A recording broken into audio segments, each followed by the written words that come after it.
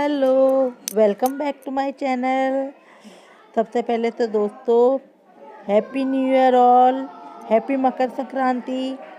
और आप सब कैसे हैं? आई होप आप सब बहुत अच्छे होंगे। दोस्तों ठंड बहुत ज़्यादा पड़ रही है, तो प्लीज़ आप सब अपना ध्यान रखिएगा। और मैं सबसे पहले आप सबसे माफ़ी चाहती हूँ कि मैं इतने दिन तक वीडियो अपलोड नहीं कर पाई। एक्चुअली मैं पोस्ट भी नहीं कर पाई, मैं आपको बिल्कुल भी बता नहीं पाई कि मैं ऐसा क्यों नहीं कर पा रही हूँ। एक्चुअली फ्रेंड्स, मेरा पेपर था, मैं गवर्नमेंट जॉब के लिए प्रिपरेशन कर रही हूँ। तो उसमें मेरा फर्स्ट पेपर क्लियर हो गया है और उसका सेकंड पेपर मेरा फरवरी में है, तो मैं उसकी भी प्रिपरेशन में लगी हूँ। दोस्तों बड़ी मेहनत के बाद मुझे ये चांस मिला है, इसलिए मैं अपने यूट्यूब चैनल को और आपको समय नहीं दे पा रही थी। लेकिन बहुत दिनों बाद मुझे लगा कि शायद मुझे एक बार आपसे कनेक्ट कर लेना चाहिए, ताकि आप लोगों का प्यार और सपोर्ट मुझे मिलता रहे और आपके मन में मेरे प्रति कोई नाराज़गी ना हो जाए। प्लीज़ दोस्तों, आप मेरी मजबूरी समझ सकते हैं। गवर्नमेंट जॉब मिलना कितना मुश्किल है, और अब जब मुझे मौका मिला है तो मैं इसे किसी भी हालत में जाने नहीं दे सकती। तो आई होप आप सब मेरी मजबूरी को समझेंगे और आगे भी मुझे इसी तरह सपोर्ट करते रहेंगे। और फरवरी में जब मेरा पेपर हो जाएगा, उसके बाद मैं ये स्टोरी आपको कंटिन्यू करती रहूँगी। आज मैं इसका छोटा सा पार्ट आपके लिए लेकर आई हूँ, तो प्लीज़, और अगर आप ये स्टोरी थोड़ी सी भूल गए हैं तो पिछले पार्ट्स को फिर से देखिए। जो न्यू है वो भी मेरे पार्ट्स को मैंने इसके लिए प्लेलिस्ट भी बना रखी है, तो आप जाकर उसको भी सर्च कर सकते हैं। प्लीज़ दोस्तों, आई एम रियली सॉरी, और आपका प्यार और सपोर्ट इसी तरह मेरे लिए बनाए रखिएगा। चलिए कहानी आगे शुरू करते हैं। पिछले पार्ट में हमने देखा था कि मिस्टर सीन योहान जान से मिलने जाते हैं और उससे कुछ सवाल करने की कहते हैं। जान उन्हें इग्नोर करता है, तो सीन योहान कहते हैं कि मैं जानता हूँ कि तुम मेरे सवालों से बचना चाहते हो। तब जान कहता है कि ऐसी बात नहीं है कि मैं आपके सवालों से बचना चाहता हूँ, लेकिन बस मैं अपने पिछली ज़िंदगी को याद नहीं करना चाहता। अब आगे जान ने कहा, आपने और जोचेंग ने मेरे लिए जो कुछ भी किया है, उसके लिए मैं ज़िंदगी भर आपका एहसानमंद रहूँगा। उस दिन आप लोगों ने अगर मेरी जान ना बचाई होती तो शायद आज मैं जिंदा ना होता। लेकिन अब मैं अपनी लड़ाई अकेले लड़ना चाहता हूँ। मैं नहीं चाहता कि आप लोग इसमें शामिल हो। मैं अपने बलबूते पे ये सब करना चाहता हूँ। आप लोग पहले ही मेरे लिए बहुत कुछ कर चुके हैं, लेकिन अब मैं अपने दम पर अपनी लड़ाई को जीतना चाहता हूँ। प्लीज़। मिस्टर योहान को जान की बातों का बुरा लग गया। उन्होंने कहा कि तुम्हें क्या लगता है कि मैं तुम्हारी ज़िंदगी में दखल दे रहा हूँ? इस बूढ़े आदमी ने शायद अपने लिए कुछ ज़्यादा ही सोच लिया। मैं तो समझता था कि तुम मेरे अपने हो, लेकिन शायद मैं गलत था। ये कहते हुए उन्होंने पानी का गिलास बिना पिए ही नीचे टेबल पर रख दिया। ये देखकर जान ने मिस्टर योहान का हाथ पकड़ लिया और कहा कि आप जानते हैं ना कि मेरा मतलब ये नहीं है।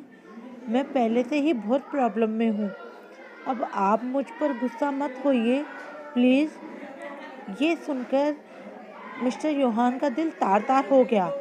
शायद ये इसलिए क्योंकि उन्हें ये पता था कि जान उनका नाती है और वही उनसे कह रहा है कि वो अपनी लड़ाई अकेले लड़ना चाहता है। फिर मैं किस काम का नाना हूँ जब मैं तुम्हारी किसी तरह से मदद ही नहीं कर पाऊँगा। तो जब 7 साल पहले जान उन्हें अधमरी हालत में मिला था, तो उनका मौत से सीधा सीधा सामना हुआ था। अगर थोड़ी सी देर हो जाती तो जान हमेशा के लिए मौत के मुंह में समा जाता। आज भी जब वो उस वक्त को याद करते हैं तो उनकी रूह कांप जाती है। वे मन ही मन सोचने लगे कि अब वो नालायक कौन है जो मेरे नाती को परेशान कर रहा है या उससे पंगा लेने की सोच रहा है। मिस्टर योहान ने गहरी सांस लेते हुए अपने आप को शांत करने की कोशिश की और कहा कि ठीक है, मैं तुमसे उस रात के बारे में कोई सवाल नहीं पूछूंगा। जोचेंग ने मुझे लियांग होंग के बारे में बहुत कुछ बताया है, लेकिन मैं चाहता हूँ कि बाकी बातें तुम मुझे बताओ। ये मत सोचो कि मैं तुम्हें ऑर्डर दे रहा हूँ, ये तो मेरी गुजारिश है कि तुम मुझे ये सब बताओ प्लीज़। जान ने मुंह बनाते हुए मिस्टर योहान से कहा कि पर मिस्टर योहान आप। मिस्टर योहान ने उसे बीच में ही रोकते हुए कहा कि प्लीज़ ये मेरी रिक्वेस्ट है, प्लीज़ मुझे सब बात बताओ। ये कहकर मिस्टर योहान और जोचेंग दोनों जान की तरफ देखने लगे और उसके जवाब का इंतजार करने लगे। थोड़ी देर सोचने के बाद जान उन्हें अपनी कहानी सुनाने लगा। वह उन्हें बताने लगा कि कैसे वह लियांग फैमिली में रहता था और मरने से पहले मिस्टर लियांग शॉन ने अपनी सारी जायदाद उसके नाम कर दी थी। इसलिए लियांग मैंशन से भागने से पहले उसने सारी जायदाद अनाथों के ट्रस्ट में दान कर दी थी। पर जान ने उन दोनों को इन्फिनिटी सॉफ्टवेयर के बारे में कुछ नहीं बताया कि कैसे वो वांग ग्रुप्स के पास पहुंचा। धीरे धीरे वह अपने बचपन की सारी कहानी उन दोनों को सुनाने लगा। मिस्टर योहान और जोचेंग दोनों बड़े गौर से जान की बातें सुन रहे थे। जान ने अपने बचपन के बारे में कुछ नहीं छुपाया। वह उन्हें बता रहा था कि कैसे मिस्टर लियांग शॉन के जीवित रहने तक उसकी जिंदगी कितनी अच्छी और खुशनुमा थी। पर मिस्टर लियांग शॉन के मरते ही जान की जिंदगी नरक बन गई थी। कैसे मिस्टर लियांग होंग और उनके बच्चे उसके साथ बुरा बर्ताव करते थे। ना वो उसे ढंग से खाना खाने देते थे, ना उसे ढंग के कपड़े पहनने को मिलते थे। वह उनका बचा कुचा खाता था और उनके फेंके हुए कपड़े पहनता था। मिस्टर योहान और जोचेंग जब ये सब सुन रहे थे तो उनके मन में सिर्फ एक ही बात चल रही थी कि कैसे वो लियांग खानदान को बर्बाद करे, कैसे उनके बिजनेस को तबाह कर दे, उनको तहत नहस कर दे। लियांग खानदान ने उनके प्यारे से जान की जिंदगी को नरक से भी बदतर बना दिया था और ऐसा ही वो अब उनके साथ करना चाहते थे। जोचेंग के मन में एक सवाल और चल रहा था। हालांकि जान ने मना किया था कि वो उस रात के बारे में कोई सवाल जवाब नहीं करना चाहता, लेकिन जोचेंग से रहा नहीं गया और उसने पूछा कि जान, क्या उस रात को लियांग खानदान में से किसी ने भी तुम्हें टॉर्चर किया था? ये सवाल सुनते ही जान चुप हो गया। काफी देर बाद उसने कहा कि नहीं, उस दिन जिसने मुझे टॉर्चर किया था वो लियांग खानदान का नहीं था, लेकिन जहाँ तक मैं जानता हूँ उन्होंने किसी और को मेरे पीछे लगा रखा था। उनके अंडरवर्ल्ड से बहुत संबंध थे, तो शायद कोई अंडरवर्ल्ड का गुंडा था जिसने मेरे साथ ये सब किया।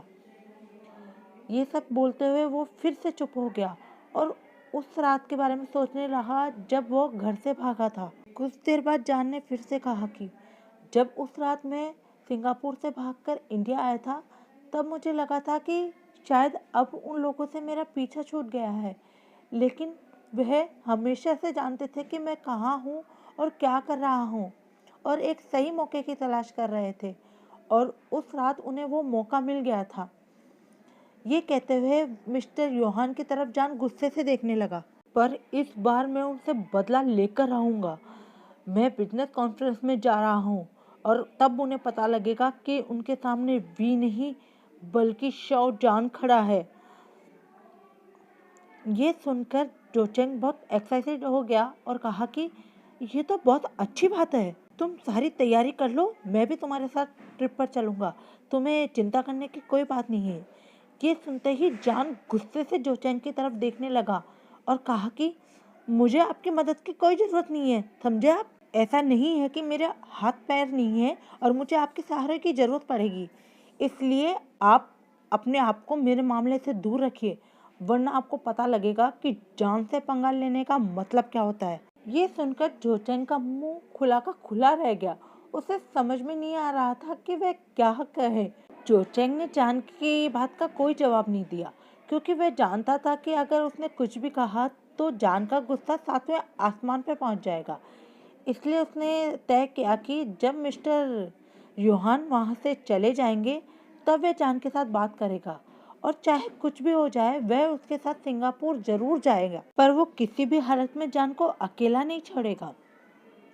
जान को अपनी कंपनी रोबोटिक टेक्नोलॉजी में वापस जाना था, इसलिए उसने कहा कि मेरी 1 घंटे में मीटिंग है तो मुझे उसके लिए जाना है, और हाँ प्लीज़ आप अपना ध्यान रखिएगा और दवाई टाइम से लेते रहिएगा, नहीं तो मैं आपके डॉक्टर से आपकी कंप्लेंट कर दूंगा। ये कहकर जान वहाँ से जाने लगा। मिस्टर योहान ने कहा कि तुम उसकी चिंता मत करो, तुम्हारी जब भी इच्छा हो तुम मेरे घर आ सकते हो। मुझे तुम्हारी याद आती रहती है, तो प्लीज़ कभी कभी इस बूढ़े आदमी से मिलने आ जाया करो। जान ने उनकी बात का कोई जवाब नहीं दिया और वो मुस्कुराकर ऑफिस से बाहर चला गया। जान के बाहर जाते ही मिस्टर योहान की आंखों में आंसू आ गए। उन्हें इस बात का दुख था कि उनके नाती ने जिंदगी में दुख ही दुख देखे हैं। उसकी ज़िंदगी में जो भी आया उसने उसे सिर्फ दर्द ही दिया है, उससे सिर्फ परेशानी किया है। पता नहीं इस बात के लिए वो अपने आप को माफ़ कर भी पाएंगे या नहीं। जब वो अंडरवर्ल्ड के डॉन थे तो पूरी दुनिया में उनके नाम का डंका बजता था, पर इतना होने के बावजूद भी वे अपने नाती को नहीं बचा पाए। यहाँ तक कि वो उसे ज़िंदगी की छोटी छोटी खुशी भी नहीं दे पाए। मेरे पास इतना पैसा और ताकत होने का क्या फ़ायदा जब मैं अपने नाती को उन दरिंदों से नहीं बचा पाया। मुझे तो अपने आप पर शर्म आनी चाहिए। मैं किस तरह अपने नाती को मुंह दिखा पाऊंगा। मैंने तो उसके लिए आज तक कुछ भी नहीं किया, फिर मैं उससे कैसे उम्मीद रखूं कि वो मुझसे प्यार करेगा। पहले तो मैं एक पति के रूप में असफल रहा, फिर एक पिता के रूप में, और अब एक नाना के रूप में भी मैं ऐसा हूँ, असफल हूँ। ये कहते हुए वे जोर जोर से रोने लगे। थोड़ी देर बाद उन्होंने जोचुंग की तरफ देखा और कहा कि तुम मेरी तरह से जिंदगी मत जीना, क्योंकि इतनी ताकत और इतना पैसा भी तुम्हें खुशी नहीं दे पाएगा।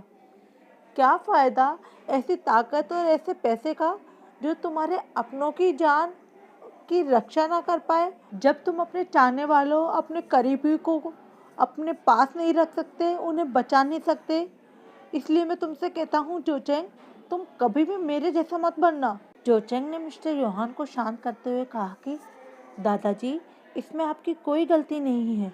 आपको तो पता भी नहीं था कि जान आपका नाती है या आपकी नाती इस दुनिया में है भी कि नहीं। आपको याद है ना, हमने 7 साल पहले उसे कैसे ढूंढा था। इतना कहते हुए उसने अपने दादाजी को गले लगा लिया और वह मन ही मन उस रात के बारे में सोचने लगा जब उसे जान सड़क के किनारे पर खून से लथपथ मिला था। उस रात बहुत तेज बारिश हो रही थी और जान का पूरा बदन भीगा हुआ था। उसके शरीर पे हर जगह घाव ही घाव था, जिनसे खून लगातार बह रहा था। उस रात की बात उन दोनों को अचानक याद आ गई थी। उस समय जोचेंग अंडरवर्ल्ड का नया डॉन बना था। ये पहली बार था जब एक 23 साल का जवान लड़का अंडरवर्ल्ड का डॉन बना हो। पूरे अंडरवर्ल्ड के इतिहास में ये पहली बार था जब कोई इतनी कम उम्र में अंडरवर्ल्ड का डॉन बना हो। पर उसे अभी भी अच्छी तरह से काम नहीं आता था, इसलिए उसके दादाजी मिस्टर योहान उसे समय समय पर अपनी सलाह देते रहते थे और उसकी मदद करते थे। उस दिन सुबह से ही बहुत बारिश हो रही थी, पर रात होते होते तो मामला बहुत ज़्यादा गमगीन हो गया था। बारिश के साथ बहुत तेज हवा भी चल रही थी। तेज बारिश की वजह से शहर के कई हिस्सों में बिजली चली गई थी और पूरा शहर अंधेरे में डूब गया था। उस रात मिस्टर योहान का काफिला एक रोड से गुजर रहा था। उस रोड पर बहुत सारी पुरानी फैक्ट्रीज बनी हुई थी जो कई सालों से बंद पड़ी थी, इसलिए उस रोड पर काफी डाकुओं का जमावड़ा हो गया था। इस वजह से कोई आम आदमी उस रोड से नहीं गुजरता था। तभी काफिले की सबसे आगे वाली गाड़ी अचानक रुक गई और इसी वजह से पूरे काफिले को वहां रुकना पड़ा। मिस्टर योहान और जोचेंग एक ही कार में बैठे हुए थे। अचानक कार के रुकने से जोचेंग ने कहा, क्या हुआ, हम अचानक से यहाँ क्यों रुक गए हैं? तभी मिस्टर योहान के असिस्टेंट ने कहा कि सर, आप दोनों यहीं बैठे रहिए, मैं देख कर आता हूँ कि क्या हुआ है। ये कहकर मिस्टर योहान के असिस्टेंट कार से उतरे और सबसे आगे वाली कार के पास जाकर पूछा कि क्या हुआ है, हम अचानक यहाँ कैसे रुक गए। तभी कार में बैठे व्यक्ति ने कहा कि सर, रोड पर कोई लेटा हुआ है। वो सभी लोग अंडरवर्ल्ड से जुड़े हुए थे, इसलिए उनको पता था कि कोई भी दुश्मन ऐसे घात लगाकर बैठ सकता है, इसलिए कोई भी कार से नहीं उतरा था। क्योंकि हो सकता है कि कोई दुश्मन उनके बॉस या उन पर हमला करने के लिए इस तरह से घात लगाए बैठा हो। तभी मिस्टर योहान का असिस्टेंट कार के पास वापस आ गया और उन्हें सारी बात बताने लगा। वो अपने बॉस के ऑर्डर का इंतजार करने लगा कि उन्हें इस सिचुएशन में क्या करना चाहिए। अपने असिस्टेंट की पूरी बात सुनकर मिस्टर योहान खिड़की से बाहर देखने लगे और कहा कि नहीं, मुझे नहीं लगता कि कोई हम पर हमला करने के लिए ऐसा कर रहा है। मुझे तो लगता है कि सचमुच कोई घायल है। तुम अपने आसपास देख नहीं रहे हो कि इतनी तेज बारिश की वजह से सारी फसल खराब हो चुकी है। तो ऐसे माहौल में मुझे नहीं लगता कि कोई इतनी आसानी से छुप सकता है। और अगर कोई हम पर हमला करना चाहता था तो मुझे नहीं लगता कि वो इस जगह को चुनेगा। तुम जाकर चेक करो कि वो आदमी कौन है जो घायल है, और अगर वो अभी भी जिंदा है तो उसे आसपास के किसी हॉस्पिटल में भेज देना चाहिए। मैं नहीं चाहता कि इस तरफ किसी का ध्यान जाए और मीडिया वाले आकर बात का बतंगड़ बनाए। असल में ये जगह बहुत सुनसान थी, यहाँ कोई आता जाता नहीं था, इसलिए गैर कानूनी धंधों के लिए और डील्स के लिए ये जगह बहुत अच्छी थी। कभी कभी तो लोग बाग लाशों को ठिकाने लगाने के लिए भी यहाँ आ जाते थे। इसलिए मिस्टर योहान नहीं चाहते थे कि इस जगह की तरफ किसी का ध्यान जाए, इसलिए उन्होंने अपने असिस्टेंट को आगे जाने का इशारा किया। अपने बॉस का ऑर्डर पाते ही असिस्टेंट उस आदमी की तरफ जाने लगा। जैसे ही वो उस आदमी के पास जाकर उसे चेक करने लगे तो वो चौंक गए, क्योंकि उसकी उम्र ज़्यादा नहीं थी और वो बुरी तरह से घायल था। वो इस तरह के हालातों को पहले भी देख चुका था, पर ये पहली बार था कि जब उसका दिल दहल रहा था, क्योंकि वो बहुत छोटा था और उसके शरीर पे जगह जगह पे घाव हो रहे थे। वो उसे चेक करने लगा कि आखिर इसके साथ प्रॉब्लम क्या है, लेकिन उसके शरीर की हालत देखकर वो सहर गया था। उसके कपड़े भी पूरी तरह से फटे हुए थे। उन्होंने अपना कोट उतारकर उस लड़के के शरीर पर डाल दिया। उसकी आंखों से भी खून आ रहा था। इससे साफ पता चल रहा था कि किसी ने उसकी आंखों को भी चोट पहुंचाने की कोशिश की है। उसके शरीर पर जगह जगह कांच के टुकड़े लगे हुए थे। उसके चेहरे को देखकर ऐसा लग रहा था जैसे वो मर चुका हो। पर जैसे ही उसने उसकी कलाई को पकड़कर उसकी नब्ज चेक की तो वो पूरी तरह से चौंक गया। ये लड़का अभी भी जिंदा है, जल्दी से फर्स्ट एड बॉक्स लेकर आओ, मैं इसके खून को रोकने की कोशिश करता हूँ। उसके घावों से अभी भी खून बह रहा था, इसका मतलब उसकी बॉडी को अभी थोड़ी देर पहले ही यहाँ फेंका गया है। उसकी आवाज़ सुनते ही एक बॉडीगार्ड फर्स्ट एड बॉक्स लेकर उसके पास चला गया। मिस्टर योहान की टीम में जितने भी लोग थे वे अच्छी तरह जानते थे कि किसी घायल व्यक्ति का इलाज कैसे किया जाता है, इसलिए बिना देरी करते हुए वह उसके घाव को चेक करने लगा। उसने घाव के आसपास के कपड़े को जैसे कैंची से काटा, उसे पता लग गया कि उसे गोली लगी है। क्योंकि उसका शरीर बहुत पतला था, इसलिए गोली उसके शरीर के आर पार चली गई थी और खून अभी भी बहुत ज़्यादा बह रहा था। खून को रोकने के लिए उसके घाव पर पट्टी करने लगा। घाव पर पट्टी हो जाने के बाद मिस्टर योहान के असिस्टेंट ने एक दूसरे बॉडीगार्ड से कहा कि इसे जल्द से जल्द एक अच्छे हॉस्पिटल में ले जाना होगा, क्योंकि कोई छोटी मोटी क्लिनिक इस लड़के की जान नहीं बचा सकती है। ऐसा कहकर वह मिस्टर योहान की कार के पास जाने लगा, पर जाने से पहले उसने एक बार मुड़कर उस लड़के की तरफ देखा। उसके मन में एक अजीब सा डर था। उसे ऐसा लग रहा था जैसे कहीं तो कुछ गड़बड़ है, शायद वो लड़का कुछ कहना चाहता है। वो मन ही मन सोचने लगा कि शायद मेरी बच्ची भी इसी की उम्र की हो। इसलिए उसने अपनी जेब से कार्ड निकाला और बॉडीगार्ड को देते हुए कहा कि तुम इस कार्ड से इस पर खर्च कर सकते हो, क्योंकि मुझे नहीं लगता कि ये लड़का रात भर जिंदा रह पाएगा, बाकी तो भगवान की मर्जी। इतना कहकर असिस्टेंट वापस कार की तरफ आ गया और बॉडीगार्ड उस लड़के को उठाकर अपनी कार में बिठाकर हॉस्पिटल की तरफ चला गया। जब असिस्टेंट कार के पास आया तो जोचेंग ने पूछा कि क्या हुआ, सब ठीक तो है ना? हाँ, सब ठीक है। असल में वो 16-17 साल का कोई छोटा लड़का था, बहुत बुरी तरह से घायल था। पता नहीं, शायद तो बच भी नहीं पाएगा। ये सुनकर जोचेंग ने कहा कि क्या हुआ, क्या किसी ने चलती गाड़ी से उसे धक्का दिया है या कोई और इशू है? असिस्टेंट ने कहा कि नहीं नहीं, उसके शरीर को देखते हुए तो ऐसा लग रहा है जैसे उसको किसी ने बहुत बुरी तरह से मारा पीटा है और उसको गोली भी लगी है। उसके साथ बहुत बुरा हुआ है। जोचेंग ने असिस्टेंट की बातों पे ज़्यादा ध्यान नहीं दिया। तभी मिस्टर योहान ने असिस्टेंट से कहा कि मुझे प्यास लग रही है, प्लीज़ मेरे लिए एक पानी की बोतल लाकर दे दो। असिस्टेंट उनकी बात सुनकर डिग्गी से पानी की बोतल निकालने लगा। पानी की बोतल निकालकर जब वह मिस्टर योहान को दे रहा था, तभी मिस्टर योहान की नज़र अपने असिस्टेंट की शर्ट के बटन पे गई। उसकी शर्ट के बटन से कुछ लटक रहा था। उस चीज को देखते ही मिस्टर योहान का मुंह खुला का खुला रह गया। कुछ देर में वे समझ गए कि वह असल में क्या देख रहे थे। असल में वो एक 300 साल पुरानी अंगूठी थी जो सीन खानदान के पास सालों से थी।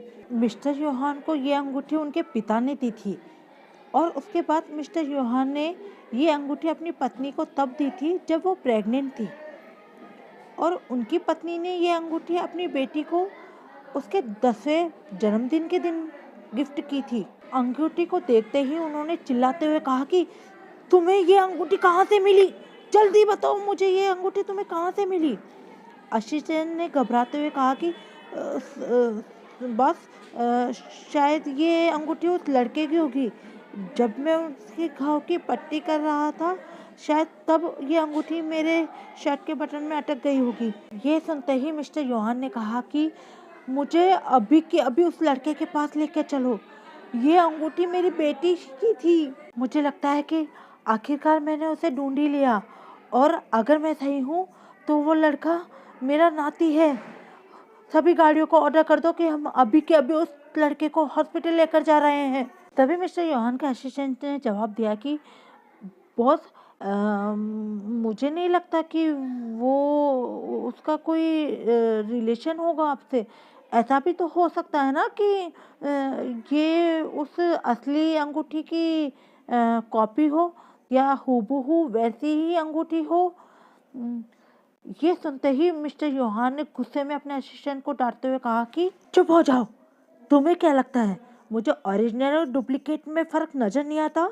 मैं पूरी तरह से श्योर हूँ कि ये अंगूठी ओरिजिनल है। इसलिए अभी के अभी मुझे उस हॉस्पिटल में लेके चलो जहाँ तुमने उस लड़के को भेजा है और उस हॉस्पिटल में फ़ोन लगाकर कहो कि मुझे वहाँ का बेस्ट डॉक्टर उस लड़के के इलाज के लिए चाहिए और अगर उस लड़के को कुछ भी हुआ ना तो उस हॉस्पिटल के लिए बहुत बुरा होगा। जैसे ही सभी लोग वहां पहुंचे तो पहले से ही डॉक्टर उस लड़के को बचाने की पूरी कोशिश कर रहे थे। पहले से ही इमरजेंसी रूम में बहुत शोरगुल था। पर जैसे ही मिस्टर योहान और जोचेंग वहां पहुंचे, वहां मौजूद सभी लोग डर से थर-थर कांपने लगे। सबकी हालत खराब हो गई थी। सभी लोग सोच रहे थे कि आखिर ये लोग यहाँ पर क्या कर रहे हैं। पर मिस्टर योहान के मन में तो एक ही बात चल रही थी कि वो अभी के अभी उस लड़के को उठाकर अपनी बेटी के बारे में पूछे। वो तो बस जानना चाहते थे कि उनकी बेटी अभी कहाँ पर है। वह बस उसकी सलामती के बारे में जानना चाहते थे और उन्हें अभी तक तो ये भी नहीं पता था कि ये लड़का उनकी बेटी से किसी तरह से जुड़ा हुआ भी है या नहीं। वहीं दूसरी तरफ जोचेंग के मन में कुछ और ही चल रहा था। जब से उसने उस लड़के को देखा था तब से उसके मन में एक शंका हो रही थी। हालांकि उसके उस लड़के का मुंह पूरी तरह से सूजा हुआ था और ये पहचान पाना मुश्किल था कि असल में वो कैसा दिखता होगा। लेकिन जब से मिस्टर योहान ने उस अंगूठी के बारे में बात की थी तब से उसे लग रहा था कि कहीं ये लड़का मिस्टर योहान की बेटी का बेटा तो नहीं है ना। तभी तो वो अंगूठी इसके पास है आई है। ये सोचते हुए वो डॉक्टर के पास गया और कहा कि सबसे पहले तो आप लोगों को ये याद रखना है कि कुछ भी हो जाए पर इस लड़के की जान नहीं जानी चाहिए। इसकी जान हर हालत में आप लोगों को बचानी है। अभी आप उसके आंखों के बारे में मत सोचिए। एक बार उसकी जान बचाने के बाद आप उसकी आंखों का ऑपरेशन भी कर सकते हैं। फिर इसके लिए भले ही आपको कितनी ही बोतलें खून चढ़ानी पड़े, भले ही कितना ही महंगा सा महंगा डॉक्टर बुलाना पड़े या कुछ भी करना पड़े, पर अभी सबसे पहले आपको उसकी जान बचानी है। उसके बाद उसकी आंखों की रोशनी भी आ जाएगी। आप पैसों की बिल्कुल भी चिंता मत कीजिए, जितना भी पैसा लगे लग जाने दीजिए, लेकिन इस लड़के की जान हर हालत में बचनी चाहिए।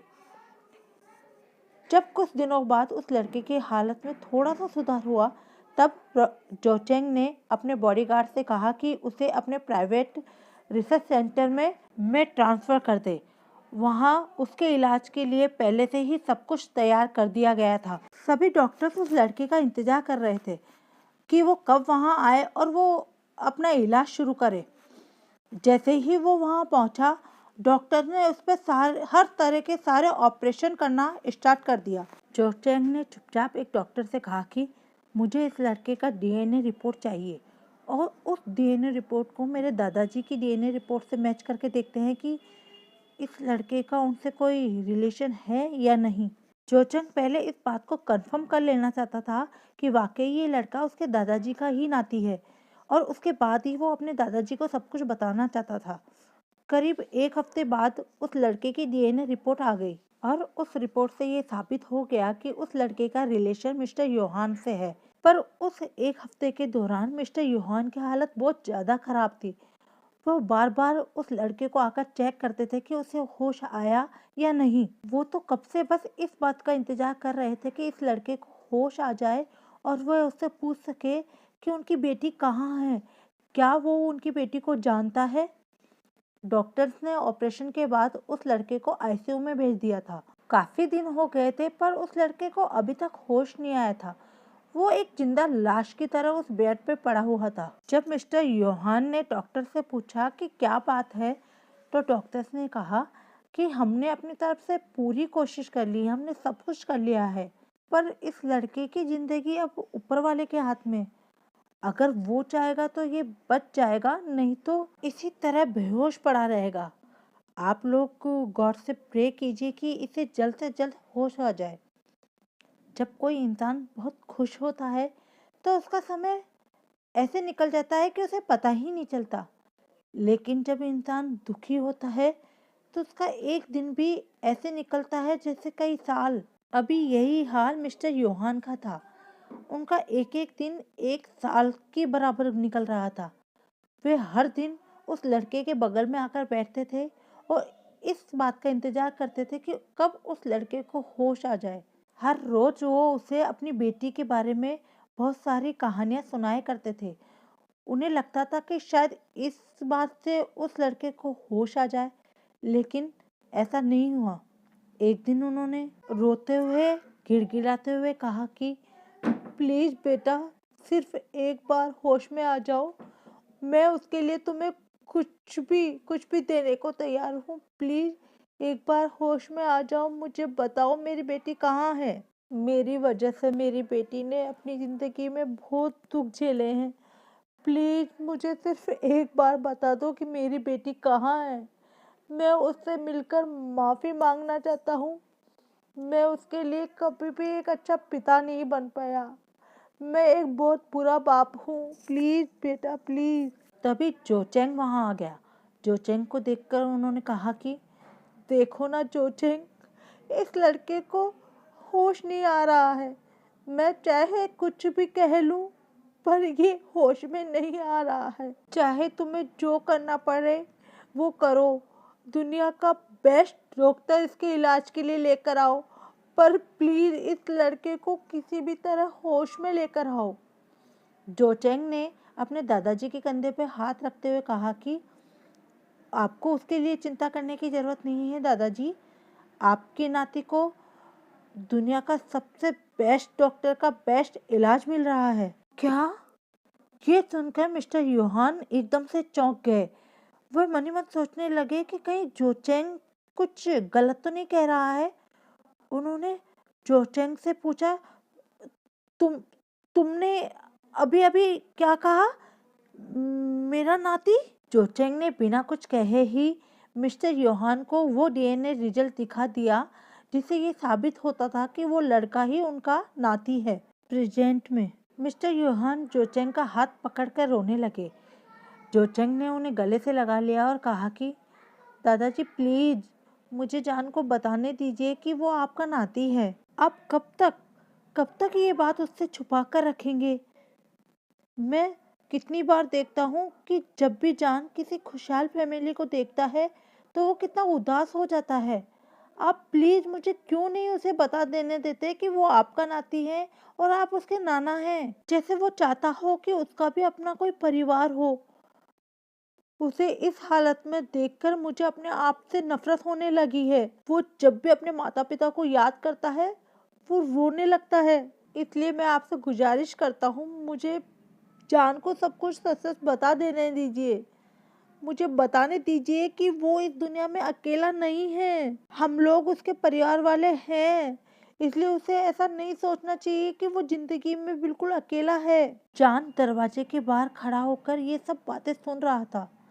असल में जब वह कमरे से बाहर गया था तो अपना टैबलेट ले जाना भूल गया था। उसके टैबलेट में उसकी मीटिंग के बारे में इंफॉर्मेशन थी।